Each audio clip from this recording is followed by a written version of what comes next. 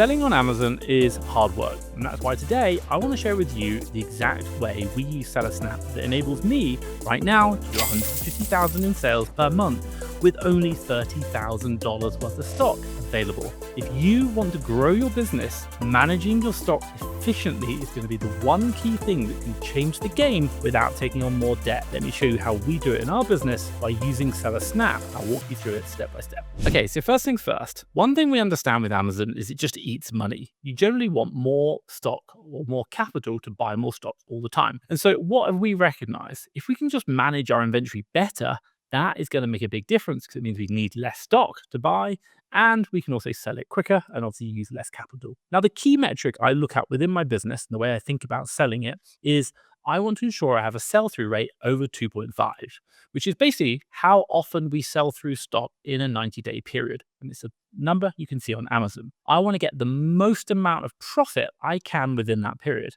Now, pretty much everything could be sold up to about 90 days, and I'll show you that now.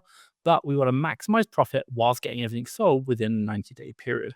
And so how do we do it? We use views, filters, and different rules on our repricer that enable us to reprice to optimize for profitability within that 90-day period. And so what I'm going to do today is show you all of the views, how we set up within Seller Snap, which enable us to look at our products, understand the metrics we look at, and how we attack those products that aren't selling, what we're doing to ensure that we can get that $150,000 in sales with only $30,000 of available stock. Let me jump on the screen now and show you. Okay, so here we are within Seller Snap, and let me just share with you. Right now, you can see we're on 153,000, which is absolutely great. And ironically, we're on 74,000 this time about a month ago. And so we have really grown because we've just been really focusing on getting stock moving, which has made a big difference.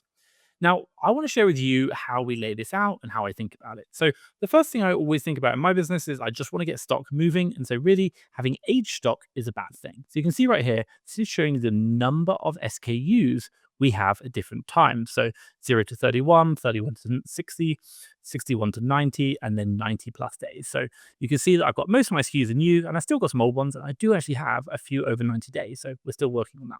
Now, the next bit I look at is here around buy box below minimum, competitive, deactivated, needs repricing, and selling at max. And at a fundamental level, the way I think about it is, let me draw on the screen. Number one, these are the products that I want to be managing either inventory.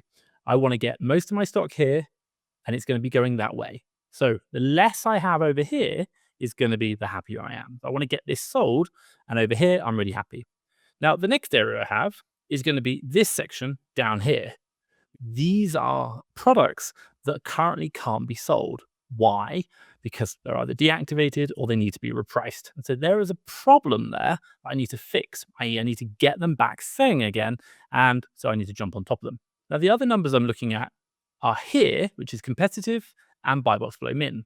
At a fundamental level, if it's competitive, for me, it means that we are priced competitively, and that should be selling, which is great. The more I see in there, the happier I am.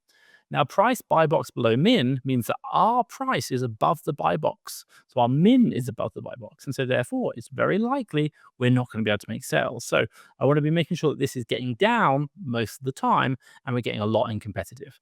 And then the final one I look at is going to be selling at max. This is just really simplistically to say there's an opportunity there to sell more product. Do I need to manually review that price, maybe put the max up? But that's just generally, we don't really see that because Seller Snap is really good at moving the max price. And so it's just an opportunity.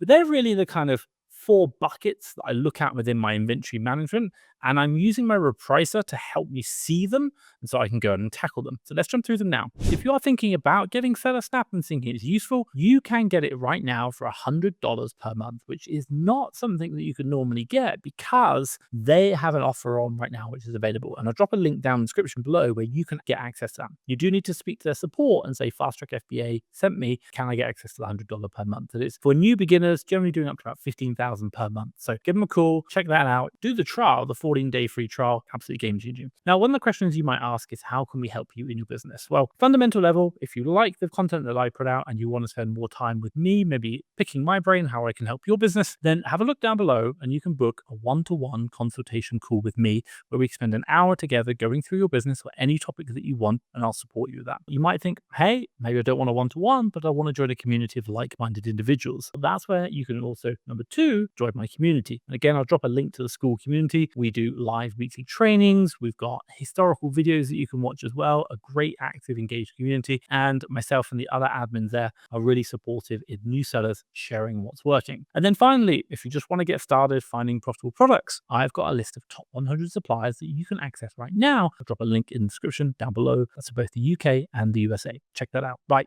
let's get back to the video. Now, what you can do is click on the actual icons and go straight through. So I'll show you up now and off you can have a look at what's happening.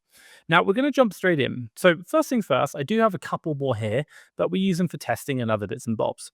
And I will be blurring out my products, but you can get a good idea. Now, right now you've got here age 0 to 31 days. So you can see that. And then you've got 31 to 60, 30, 61 to 90, and then 90 plus days. Now, most of the time, I'm not really going to be looking too much at these products. 0 to 31, 31 to 60, and 61 to 90. I'm not really too bothered. But what I do have is repricing, costs, fulfillment, min price, max, current buy box, and I always list it by buy box share. I'm interested to see how much sales we're getting. And then I have some other bits there that I look at. I'm really also interested in inventory value. I want to get that shifted. Now, the one thing I want you to look at, and the way I think about this is, while I looked at originally, we had the numbers at the top, which talk about the number of units. I'm not so interested in that. What I'm actually interested in is inventory value. So what I can see here is total inventory value. So this is saying it's $26,170 in stock for age 0 to 31 days. And if I click over to 31 to 60, I'm then going to see that change, 5,542. So there's a lot more stock, very new.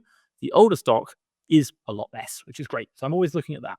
And then the next one I'm seeing is going down to 2,341. And then eventually we've got the over 90 days, which here you can see it's going to be 2,251. And what I'm really looking at is I want to have most of my stock in 0 to 30 days, getting in, getting it sold. I can have a bit more dripping down to 30 to 1 to 60. And then I've got a little bit in 61 to 90, and then pretty much ideally nothing, if not a few bits, in 90 plus days. I want to get that sold.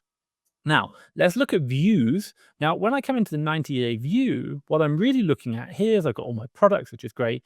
Is this bit over here, which I'm really interested in. I want to get a feel for the products. Now, the one thing I really want to make sure is that most of my products, or all of my products, are really between that 90 and 180. And you can recognize here, we've got 5, 21, and 1 that are actually over that 180 days, which is like, what the hell are we doing? We really need to get these products sold. It's been going on for way too long. So still got a few areas we need to fix, but I'm happy to have things in the 90 to 180, but I generally don't want anything at all in, screaming at my team when I see anything go over that, because it's been 6 months in my inventory, which is crazy. Now, the key one I really want to be looking at is buy box share. So when I come into here, you want to be looking at that buy box share and changing it to see what have I not got buy box in the last 24 hours. And you want to be jumping into those products and saying, hey, let's get these products sold. Now, this product right now, we've actually had for a long time, and I really like it. We make a lot of money. So I'm happy to have quite a lot of inventory.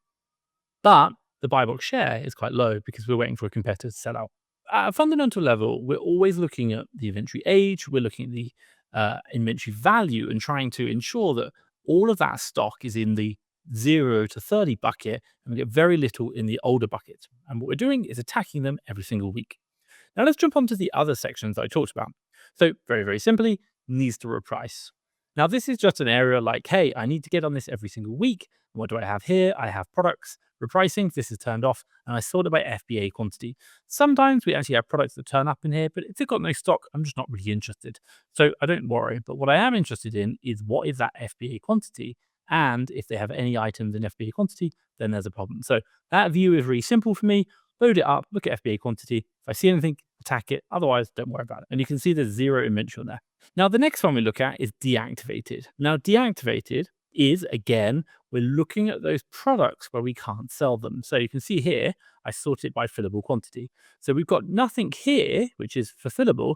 We do have this one product right here, which does have FBA stock. So a lot of these I don't need to worry about because there's no stock. I'm not going to try and waste my time getting products I have no stock of back selling again, but I am interested in the ones that I do have stock. So here we've got 5 units, and sometimes this happens, but you just want to keep checking it, keep an eye on it, and then get on top of it. So I've got 5 units there I want to get on top of this SKU, and I need to jump on top of that and get that reactivated again. Why? Because potentially that actually sat there for a long period of time. Now, the next one I can look at is competitive. And this is again coming into that bracket of what is selling for us. And I'm not really too worried about this one, but I kind of keep an eye on it and how much stock we've got. So right now, the reason why I have competitive is because I want to know how much cash value of stock do I have which is priced well. So this basically means my minimum price is below the buy box price. And if you can see, let's say for example, this one, I'm 45.61 and the buy box is 41.27. And I'm actually aggressive at the moment to get some sales because I probably want to get this product moving. But what I'm also looking at is the buy box share. So sometimes we get where we are undercutting, we're not undercutting, but our min price is below and we're not getting sales. I can jump on that if I want, but right now I just don't have huge amounts of stock. So I don't really need to be getting everything selling. I'm really happy with where we're at. So I look at competitive, and again, I'm just having an idea of like how much stock do I have, which is competitively priced. And then the next one I look at is how much stock do I have, which is not competitively priced. So, i.e., this is above the buy box. You can see it's about 16,000. Now, most of the time, I want more, the majority of my stock, easy half, if not more, to be competitively priced. Why? Because I buy it, I want to get it sold. Sometimes it might not be at the right market price, so we do hold it high. Right now, we've got about 40% of our stock at, should we say, above the buy box, but that's about the way we operate. But that is a little bit about how we do. So again, I'm just watching that number. So when I come in, I can check and I get a feel for what numbers going on there. And really, I'm looking at the asset value and how much that is moving. And again, when we look at these, what I'm really looking at is buy box share, velocity, listed price of the listing, how much percentage buy box you've got. And then here I can just come in and change that min price. And a lot of the times I will come in here and I will just change the min price down, change the min price down to get it back on the market. That's one of the key things that we do, get this buy box below min set up, get these products. And that's one thing we do. Get these items whereby my min price is above the buy box. And you can see here, 44.49, the buy box is 44.14. I'll get that back down by just simply putting in 44, done. And now that product's getting back on. So we can see the profitability of the products and what we're getting there. So really, really simple. And again, I'll just be looking at this buy box percentage and say, get it on, get it on, get it selling. Even if the ROI, as long as I'm profitable, I'm happy. But my main goal is to get the stock moving. And then from there, we want to get the best price. And what I love about Seller Snap is it will raise that price for you. Now, the final one we look at here is selling at max. And obviously, I don't have anything right now, which is selling at max. So that's a bit irrelevant. But the idea is it's just going to help me to understand, are there any opportunities whereby maybe the buy box is gone suppressed or something else is happening, and I want to jump in there and manually control it. So very helpful. Now, I've just shown you how we use Seller Snap and how we break it down to help us identify the products and what we need to do with them. And the one thing I'll kind of share with you is that we all get reprices and think they're going to start doing magic for us. But the answer is that while they are really good and Seller Snap is great at pushing the price up, sometimes it doesn't get aggressive enough when I want to get selling. So therefore, having the views like this is game changing because it just allows you to see all your different products in buckets, go look at the bucket straight away, and then understand what products you need to attack. And every time you look at bucket, you can change the views to help you understand or see that bucket of products in a slightly different way where you're attacking. For example, older stock we can view with the 180-day plus, or if it's products below buy box or where my min is above the buy box, I can see what the buy box is, what my min is, and the ROI and velocity, and then I can start manually changing it. And it's things like these which just allow you to speed up your business and get selling. And this for me is a process that we do probably like 10, 15 minutes a day. I know my purchasing manager does it for an hour on a Tuesday, an hour on a Thursday. And with that, we can basically make $150,000 in sales with just $30,000 worth of stock, which is absolutely incredible. Most people have way more stock to make way less sales. Why? Because they're not efficient with their inventory. Now, what you probably recognize is I haven't actually gone through the settings. And if you do want to know the settings for the repricing, we generally have 2 rules. I'll share a video around here of how we use the settings in Seller Snap, and you can check that out and obviously set your repricer up exactly the same as mine. So you can set normal or min. Now, if you like this video, give me a thumbs up. And hey, if you want to check out Seller Snap, have a look at the link down in the description below. For myself, thank you very much.